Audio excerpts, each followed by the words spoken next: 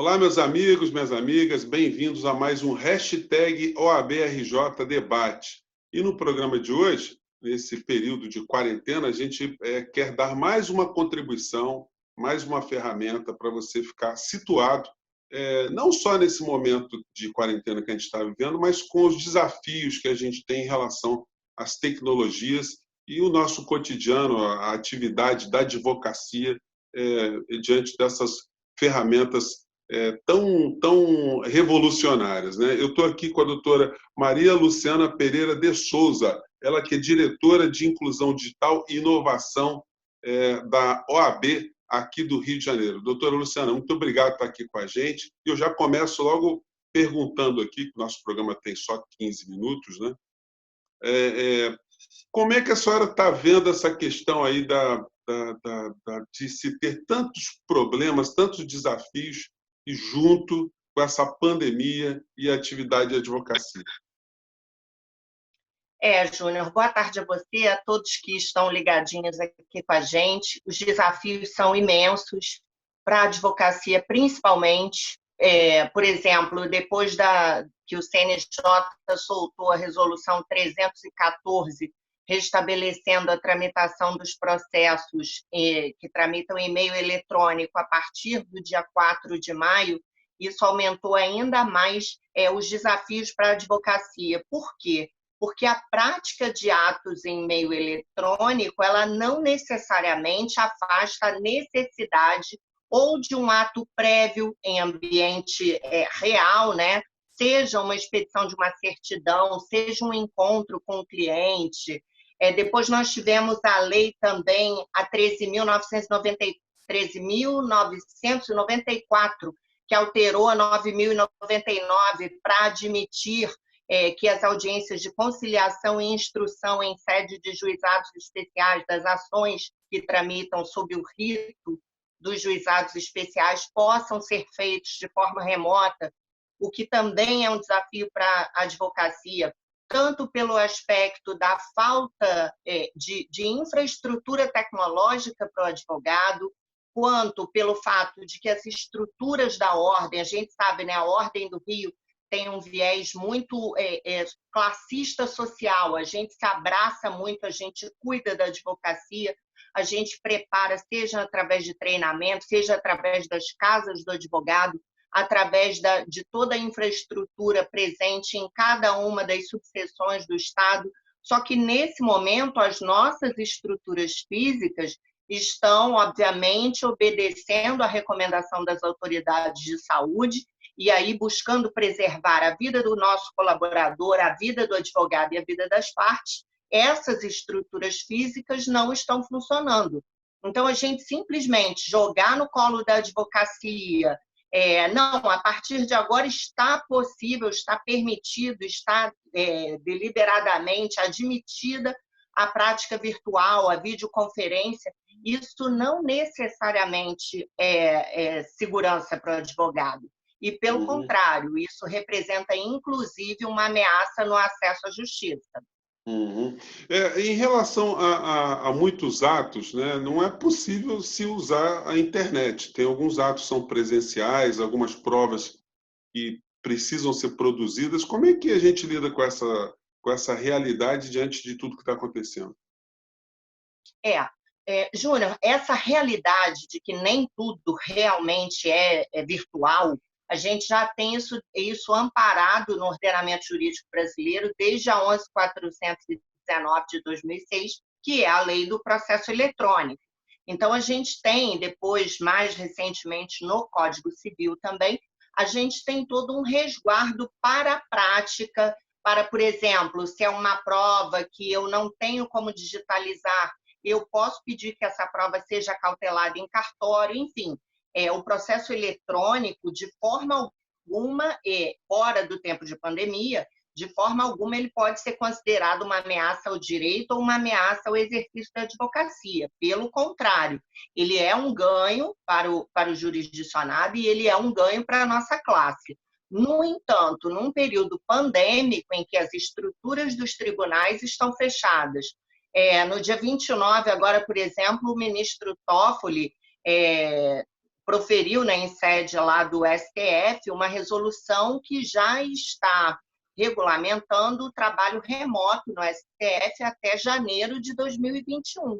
E a gente está vendo aí, até sem a pretensão, porque eu nem tenho expertise para isso, mas de discutir sobre o aspecto de saúde pública, a gente percebe que a bendita curva que todo mundo fala de contaminação, de proliferação do vírus, se tem uma coisa que ainda não está acontecendo com ela, é o achatamento.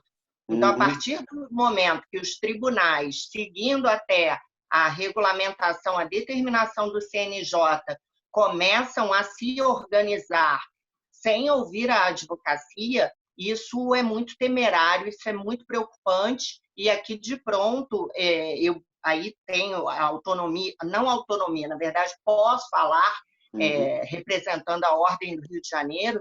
A Ordem do Rio de Janeiro já está atuando, nós já oficiamos os tribunais, o TJ do Rio, TRT, Justiça Federal, no sentido de que não simplesmente restabeleçam os atos sem ouvir a advocacia. Nós precisamos construir isso juntos, né?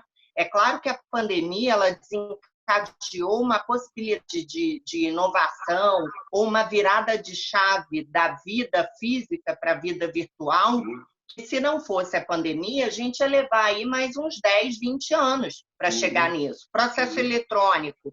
Eu te falei no início da nossa conversa que a lei é de 2006, nós estamos em 2020.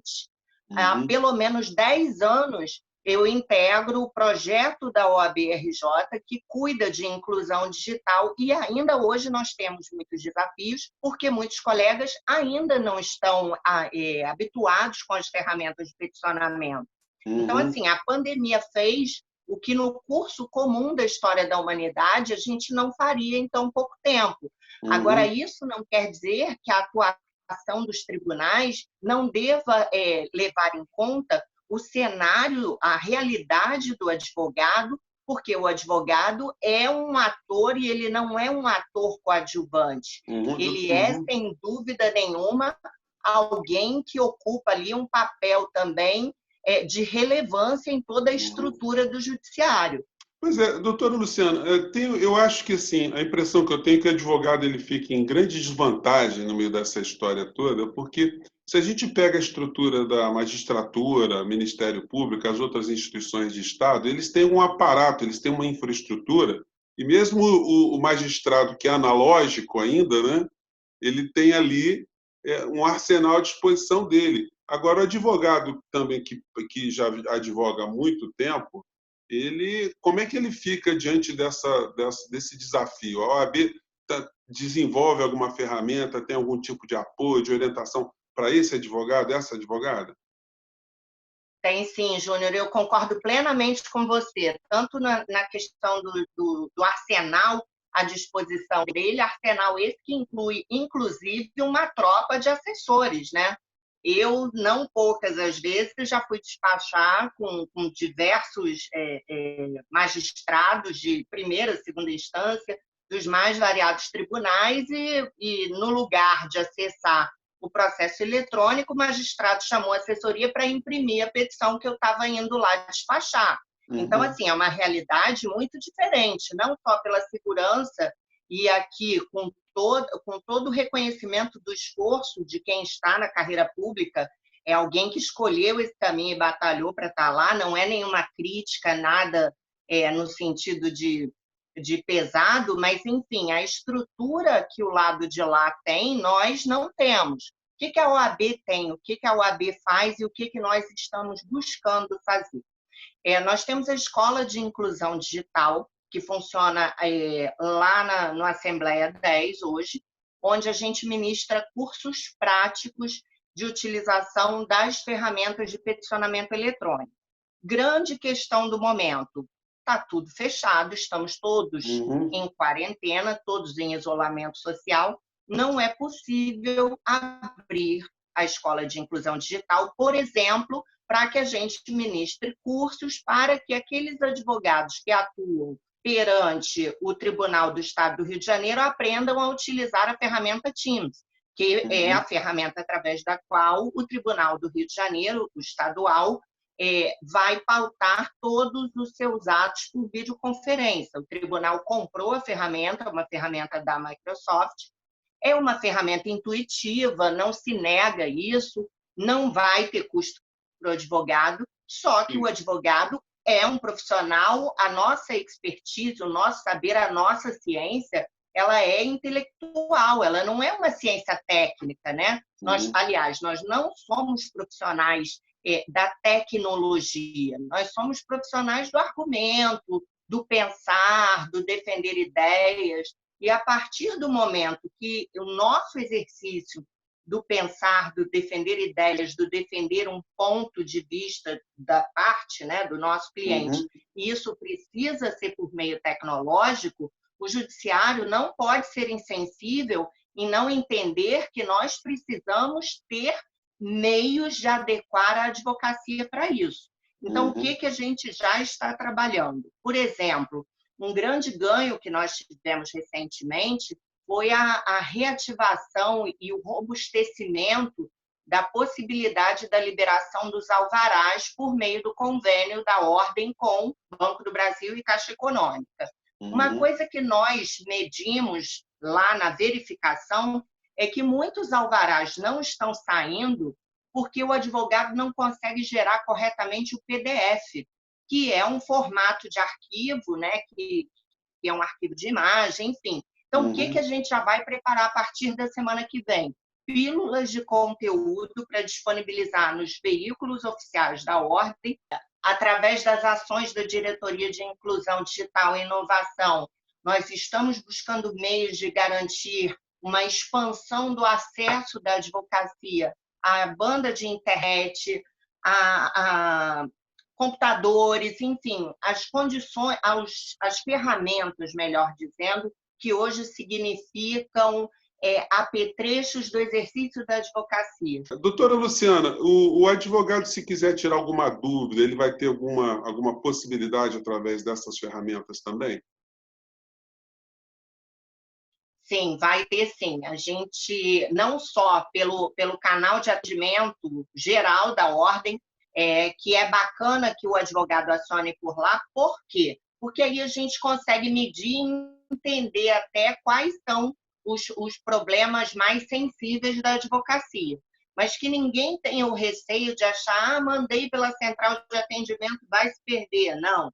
A gente só precisa que o advogado nos ajude a filtrar a reclamação dele. Por exemplo, se o que ele está reclamando é uma dificuldade na emissão de certificado digital, o assunto dele, basta que ele escreva certificado digital. O time do atendimento vai me encaminhar essa mensagem e eu vou dar a tratativa com o meu time interno. A mesma coisa, dúvidas com tecnologia, dúvidas com a ferramenta de peticionamento do tribunal. Qual é o assunto desse e-mail? Dúvida, peticionamento eletrônico, TJRJ. Dúvida, videoconferência, TRT.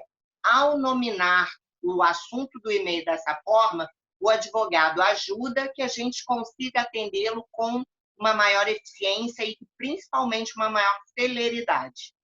E a gente recomenda para o advogado, advogada que são da velha guarda, olha, eu também sou da época analógica. Se você não tem muita familiaridade, pegue um amigo, alguém da tua família, algum jovem, alguém que seja antenado, sempre vai ter alguém que vai orientar, né, doutora Luciana? Eu sempre brinco em aula, Júnior, com os alunos, né? E brinco até mais assim com as turmas específicas dos colegas da terceira idade, que eu chamava de melhor idade e tomei uma bronca. Não, não é melhor, não, tem que chamar de terceira mesmo. E aí, então, quem preferir melhor, assuma o melhor, quem preferiu terceira, assuma o terceira. Mas eu sempre brinco que a melhor dica para a gente se achar é chamar aquele adolescente do coração.